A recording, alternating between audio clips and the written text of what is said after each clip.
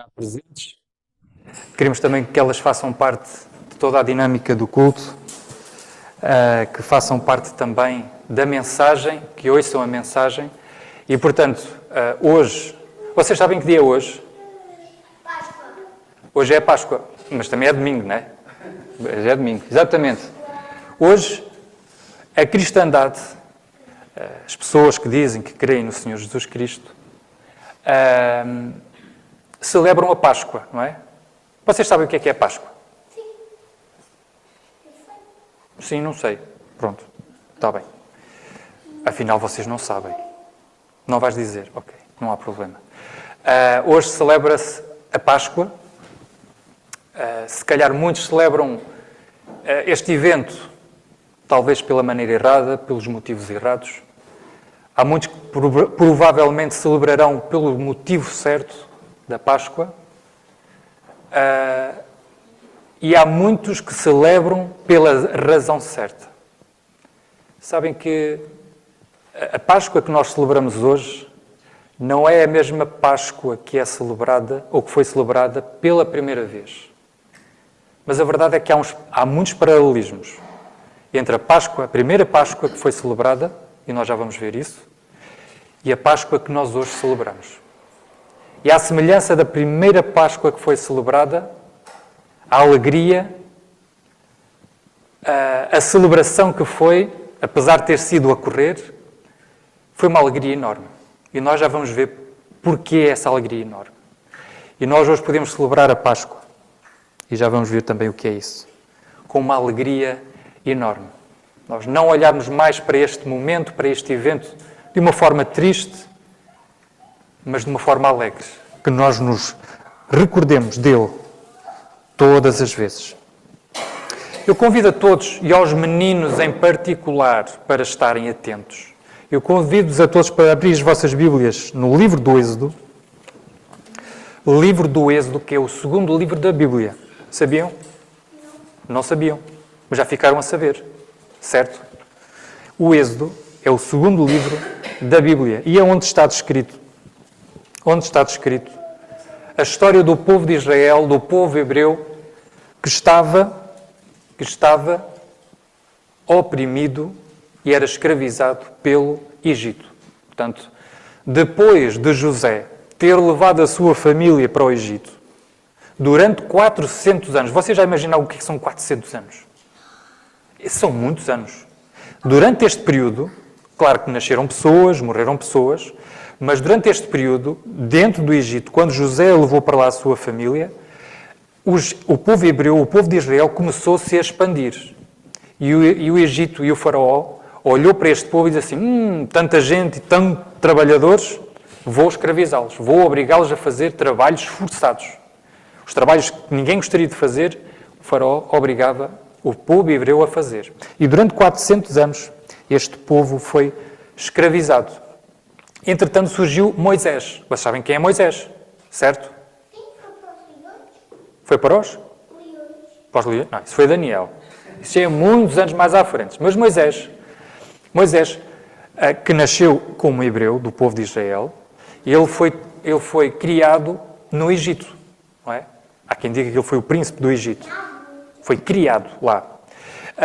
E sabem o que aconteceu? Ele, por um motivo muito grave, porque ele viu um hebreu a matar um egípcio, ok? Ele teve, para o proteger, ele teve que fugir, ok? Moisés teve que fugir. E, entretanto, Deus deu-lhe um propósito muito importante, que era retirar o seu povo, aquele povo que estava escravizado no Egito, retirá-lo de lá. Ok, então vamos continuar.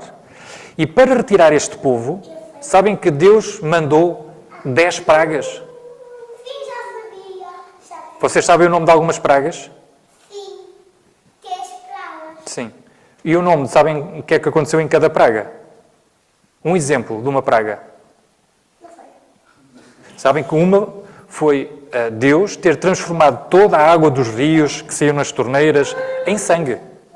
Que as pessoas depois não podiam beber água, tinham sede e não podiam beber água, porque a água era sangue. Vocês já isto era uma praga. Também houve a praga das moscas. Se estas poucas moscas que às vezes andam por aí vos chateiam tanto, imagine o que era uma nuvem de moscas. Estou a ver como mosca. Pois é, Deus castigou o povo do Egito, ok? Não castigou o seu povo, mas castigou o povo do Egito, para que Faraó deixasse este povo de Israel, o povo hebreu, sair dali da escravidão.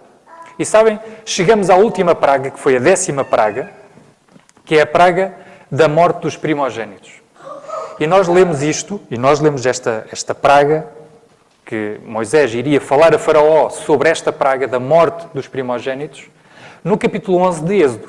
Mas não é esse capítulo que nós vamos ler. Porque dentro desta 10ª e última praga, surge o momento de celebração. Surge um momento que iria perdurar, e vai perdurar, para toda a eternidade, em relação à nação de Israel. Então, no capítulo 12 do Êxodo, nós lemos assim. Tomem atenção, que agora é a Bíblia que vai falar. E falou o Senhor a Moisés e a Arão na terra do Egito, dizendo: Este mesmo mês vos será o princípio dos meses, este vos será o primeiro dos meses do ano. Falai a toda a congregação de Israel, dizendo: Aos 10 deste mês tome cada um para si um cordeiro. Eles tinham que tomar um cordeiro, exatamente, o rebanho que eles tinham que tomar um cordeiro. Segundo as casas dos pais, um cordeiro para cada casa. Mas se a família for pequena, um cordeiro para um cordeiro, então tome um só com o seu vizinho perto de sua casa, conforme o número das almas, conforme ao comer de cada um. Fareis a conta para o cordeiro. O cordeiro, ou cabrito, será sem mácula. O cabrito ou o cordeiro que eles tinham que separar, eles não podia ter mancha nenhuma, não podia ter defeito nenhum, ele tinha que ser um cordeiro perfeito. O macho de 1 ano, o qual tomareis das ovelhas ou das cabras. E o guardareis até ao 14º dia do mês. E todo o ajuntamento da congregação de Israel o sacrificará à tarde. E tomarão do sangue e pô-lo-ão em ambas as ombreiras e na verga da porta das casas em que o comerem. E naquela noite comerão a carne assada no fogo, com pães asmos, com ervas amargosas a comerão. Não comereis dele nada cru, nem cozido em água, senão assada ao fogo. A cabeça com os pés e com a fraçura, ou com a gordura. E nada dele deixareis até amanhã. Ou seja, não se podia deixar nada para o dia a seguir. Mas o que dele ficar até amanhã, queimareis no fogo. Assim, pois, o comereis, os vossos lombos cingidos, os vossos sapatos nos pés e o vosso cajado na mão, e comereis apressadamente. Esta é a Páscoa do Senhor. E eu passarei, notem agora, isto é muito importante, e eu passarei pela terra do Egito esta noite. Lembram-se da 10ª praga, que era a morte dos primogênitos? E ferirei todo o primogênito na terra do Egito, desde os homens até aos animais. E sobre todos os deuses do Egito farei juízos. Eu sou o Senhor. E aquele sangue vos será por sinal nas casas em que estiverdes. Vendo eu sangue, passarei por cima de vós. E não haverá entre vós praga de mortandade, quando eu ferir a terra do Egito. E este dia vos será por memória, e celebrá-lo-eis por festa ao Senhor. Nas vossas gerações o celebrareis por estatuto perpétuo, ou por outras palavras, para sempre. 7 dias comereis pães asmos. O primeiro dia tirareis o fermento das vossas casas, porque qualquer que comer pão levedado, desde o primeiro até ao 7º dia, aquela alma será cortada de Israel, ou será eliminada de Israel. E ao primeiro dia haverá santa convocação. Também ao 7º dia tereis santa convocação. Nenhuma obra se fará neles, senão o que cada alma houver de comer. Isto ou isso somente aprontareis para vós. Guardai, pois, a festa dos pães asmos, porque naquele mesmo dia tirei vossos exércitos da terra do Egito, pelo que guardareis este dia nas vossas gerações por estatuto perpétuo. No primeiro mês de 14 dias do mês, à tarde comereis pães asmos até 21 do mês à tarde. Por 7 dias não se ache nenhum fermento nas vossas casas, porque qualquer comer-se pão levedado, aquela alma será cortada da congregação de Israel, assim o estrangeiro como o natural da terra. Nenhuma coisa levedada comereis, e em todas as vossas habitações comereis pães asmos. E agora, note este versículo. Chamou, pois, Moisés a todos os anciãos de Israel e disse-lhes: Escolhei e tomai vós cordeiros para as vossas famílias e sacrificai a Páscoa. E sacrificai a Páscoa. Esta segunda leitura, eu queria chamar a vossa atenção também para esta segunda leitura. Segunda carta aos Coríntios, capítulo 5 e versículo 7. Eu coloquei ali 7b, é só a parte final que eu quero chamar a vossa atenção, que diz assim: Porque Cristo, notem bem, meninos, notem bem, porque Cristo, nossa Páscoa, foi sacrificado por nós. Porque Cristo, nossa Páscoa, foi sacrificado por nós. Esta história, como eu já vos disse, ela insere-se e é muito específica para um povo muito específico. Esta primeira celebração foi dentro de uma situação de escravidão. Esta primeira celebração foi feita no momento em que ainda Israel, o povo de Israel, estava escravizado no Egito. E, portanto, depois da promessa desta praga, de que Deus iria matar, iria fazer morrer todo o primogénito da terra do Egito, fosse o primogénito das pessoas, fosse o primogénito dos animais, esta seria o momento de fuga da nação de Israel. A palavra hebraica para Páscoa, eu provavelmente poderei não pronunciá-la da melhor maneira, mas diz-se Pesha. O Pesha é uma celebração judaica que ainda hoje é celebrada pelos judeus e que esta palavra significa, no original, passagem. E aquilo que Deus deu, a ordem que Deus deu à nação de Israel, ao povo hebreu para celebrar, foi a passagem da sua escravidão para a liberdade. E eles ainda hoje, como dizem estes versículos que nós lemos no livro do Êxodo, que eles tinham que contar esta história deste evento às próximas gerações, portanto, os pais tinham que contar aos filhos, depois os filhos, quando crescessem, tinham que contar aos seus filhos e assim por diante, para todo o sempre. Esta história tinha que ser recordada. E todos os anos eles faziam esta festa em que reuniam todo o povo para relembrar a sua libertação. A sua libertação. A libertação da escravidão do Egito. E por isso o nome hebraico significa passagem, Pesha. Do inglês, Páscoa significa Passover. E esta palavra significa passar por cima.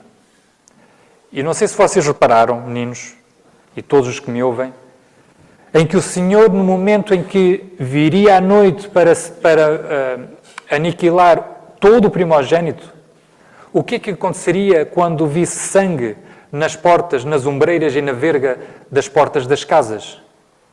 Ele passaria por cima. Ele passaria por cima. Portanto, aqueles que tivessem o sangue espargido daquele cordeiro, sabem o que é uma verga da porta? Sabem o que é a verga da porta? Não sabem? Então vou-vos mostrar aqui uma imagem. Vocês estão a ver aqui? Esta foi uma foto tirada naquele tempo. É uma foto daquele tempo, não é nada. Estou a brincar que naquele tempo não existiam máquinas fotográficas, não é? Esta é uma foto exemplo do que é que seria aquele tempo. Vocês estão a ver esta zona aqui? Isto é a verga da porta e isto são as ombreiras da porta. E aquele cordeiro que eles tinham que pôr de parte durante 3 dias e depois sacrificar, com o seu sangue, eles tinham que pintar a verga e as ombreiras da porta. E sabem? A Bíblia diz que este era o sinal.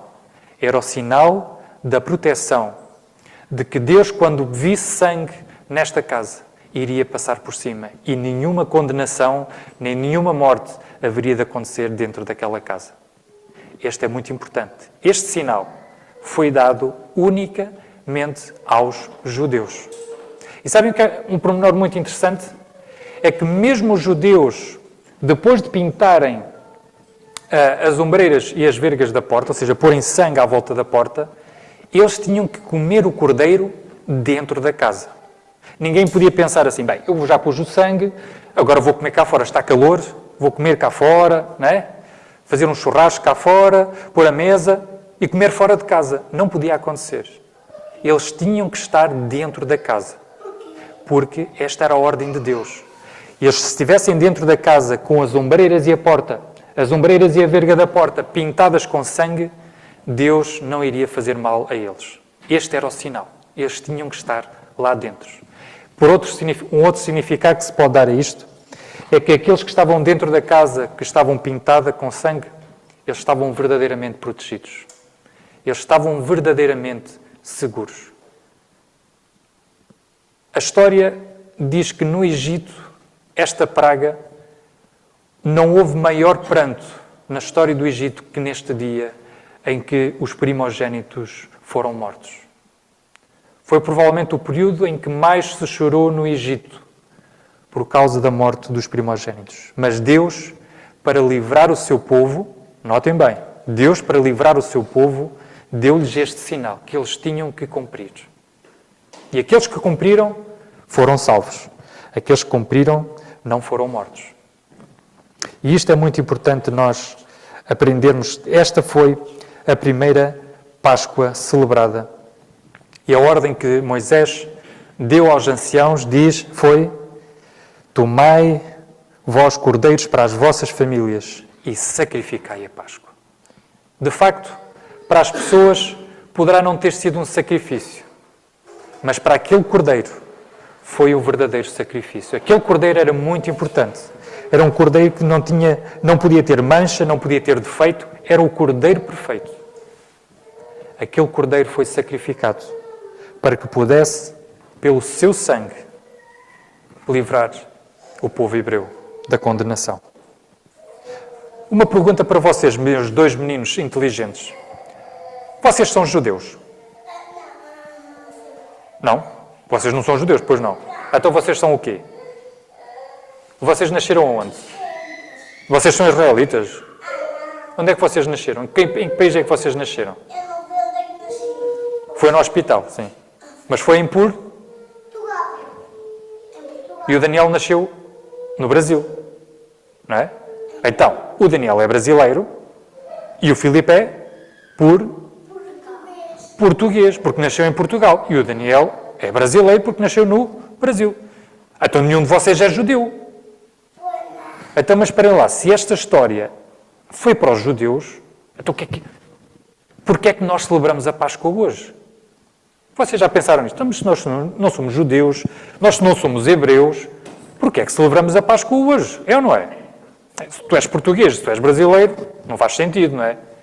Vamos tentar perceber porquê é que celebramos a Páscoa hoje e porquê é que devemos celebrar a Páscoa hoje. Certamente que nenhum de nós é hebreu.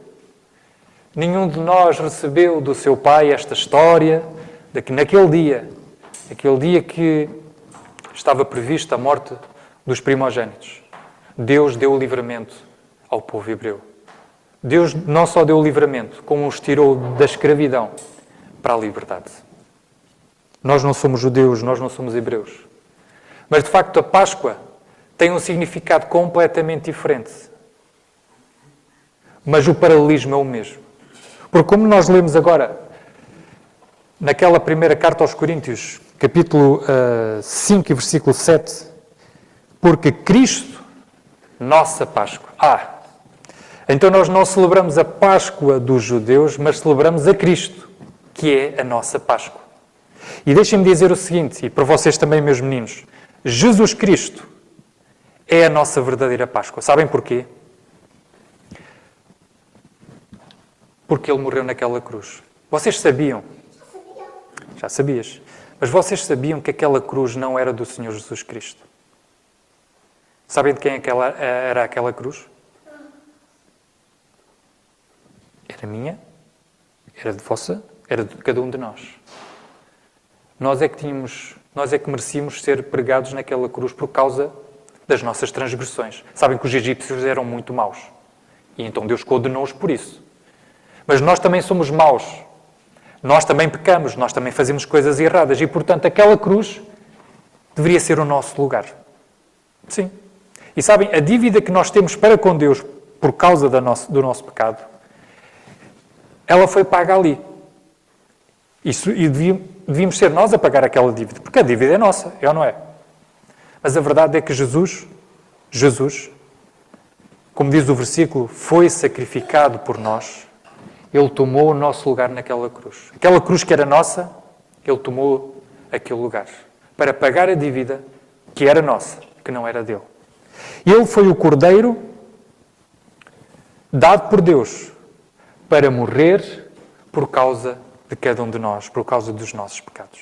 Sabem porquê? Porque se nós quiséssemos fazer alguma coisa boa para agradar a Deus, nós nunca iríamos conseguir, porque nós somos imperfeitos.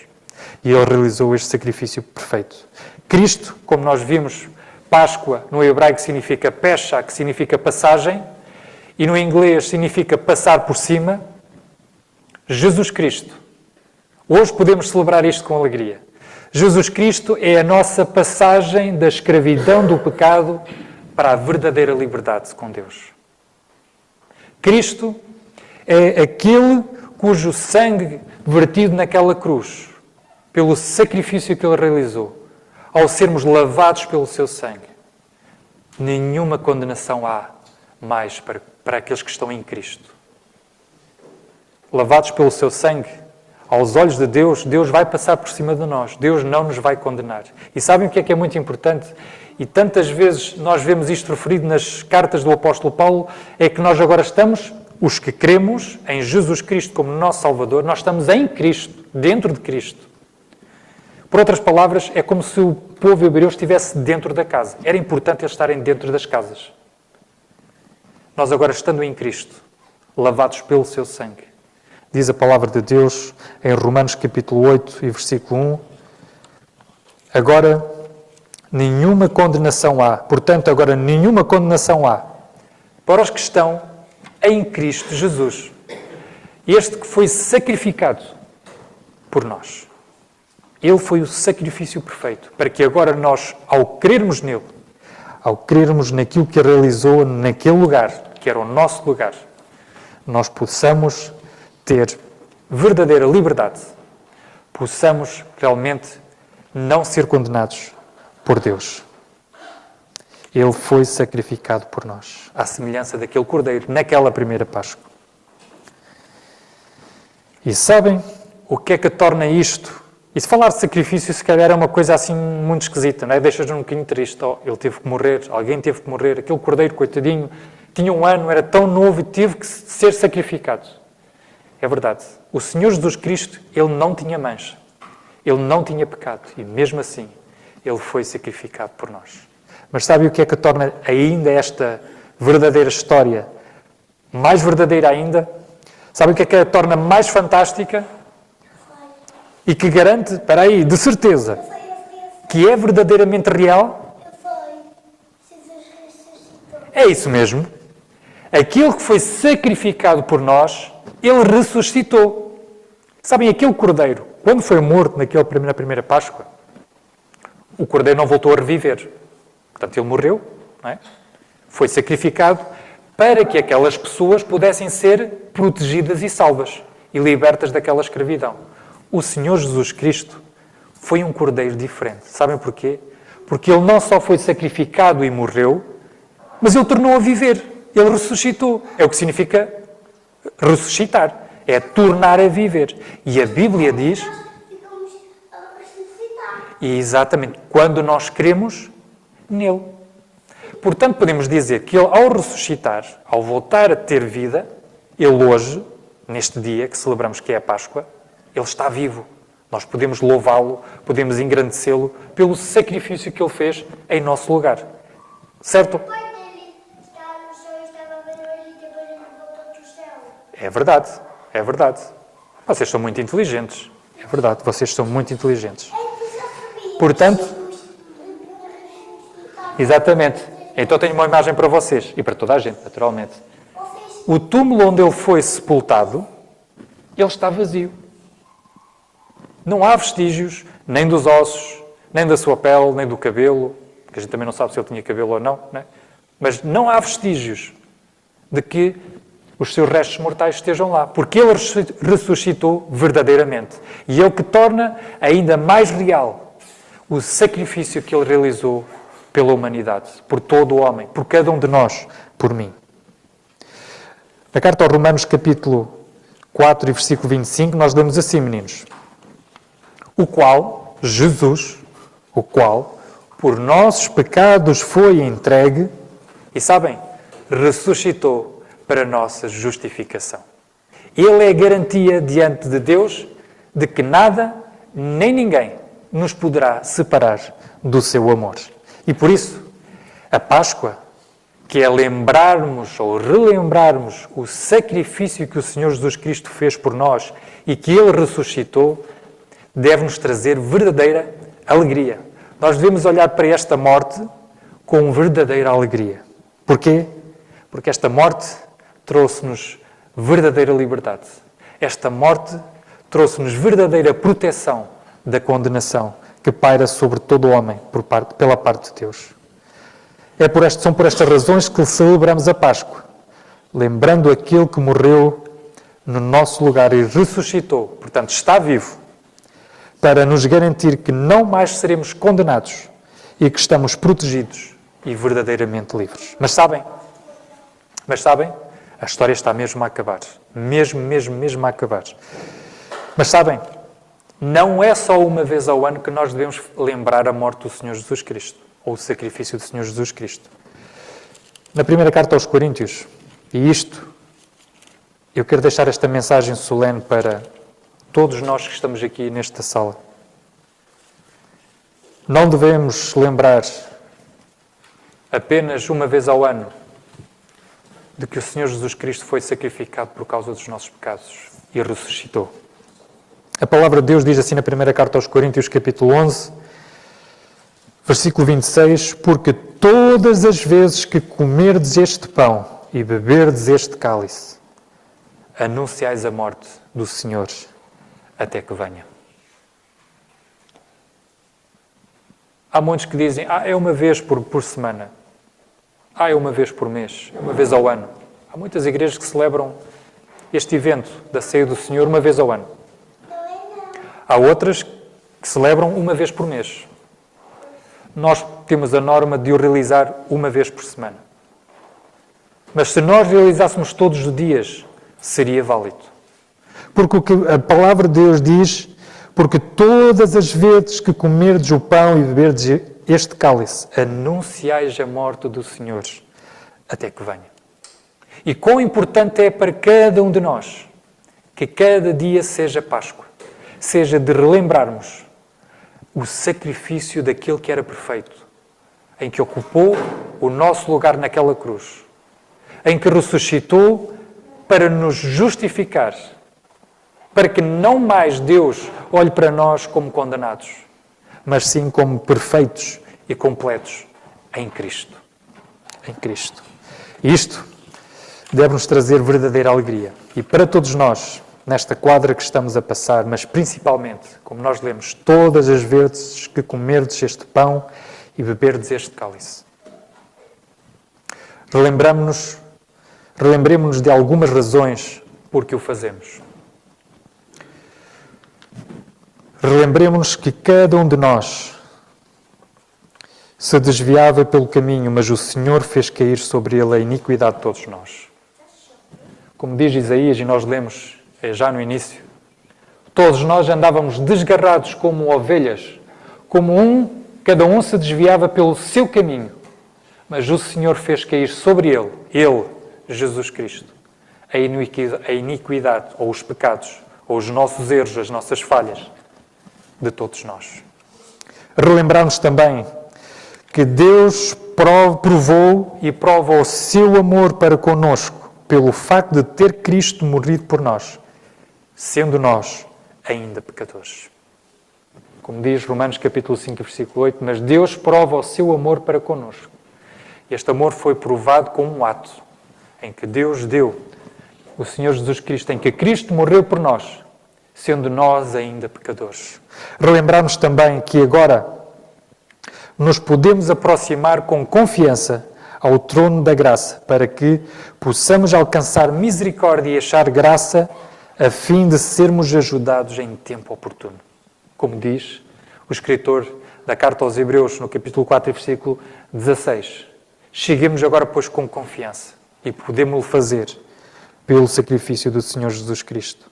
Relembremos-nos também que agora Cristo vive em mim e esse viver que agora tenho na carne, vivo pela fé no Filho de Deus, o qual me amou e a si mesmo se entregou. Este é o testemunho do apóstolo Paulo, quando escreve a carta aos Gálatas. Este deve ser o testemunho de cada um de nós. Que agora a vida que nós vivemos, ela não nos pertence a nós. A Bíblia também diz que nós fomos comprados, nós fomos resgatados por bom preço. E esse preço foi o sangue do Senhor Jesus Cristo. E, portanto, Cristo vive em mim. Lembremos disto. A cada momento em que recordamos o sacrifício de Cristo. Agora Cristo vive em cada um de nós. E a vida que agora vivo, ou que agora vivemos na carne, vivamo-la na fé do Filho de Deus, o qual nos amou e se entregou por nós, a si mesmo, por nós. Relembremos também que agora exaltamos aquele que não poupou o seu Filho. Antes o entregou por todos nós. Como nos não dará com Ele, com Cristo, todas as coisas? A importância de nós recordarmos as bênçãos que este sacrifício trouxe para cada um de nós. E mais também uma vez, podermos, para finalizar, e com toda a alegria, podemos relembrar, celebrar e reafirmar bem alto que Jesus Cristo, Ele não ficou preso na morte, Ele ressuscitou e está vivo. E, portanto, com toda a alegria, com toda a celebração, nós devemos lembrar e olhar para este sacrifício, recordando de que Ele foi dado em nosso lugar para nos resgatar da escravidão do pecado e nos transportar, nos fazer passar para a sua liberdade, para a liberdade que há em Cristo. E também fazer com que nada nem ninguém nos possa separar deste amor de Deus que está em Cristo Jesus, revelado em Cristo Jesus. Que agora nós estamos protegidos em Cristo, que agora nós estamos perfeitos em Cristo, que nós estamos completos em Cristo e que nenhuma condenação há para aqueles que estão em Cristo. Há motivos para nós louvarmos hoje, no próximo domingo, talvez amanhã. Lembremos de que Cristo, nossa Páscoa, Ele foi sacrificado por nós. Lembremos-nos das bênçãos que isso nos trouxe a cada um de nós e possamos exultar a Deus, o Deus que tudo fez para nos resgatar as nossas almas do poder do pecado e nos transportar para o reino do Filho do seu amor. Que possamos fazê-lo com alegria e singeleza do nosso coração. Que o Senhor nos abençoe.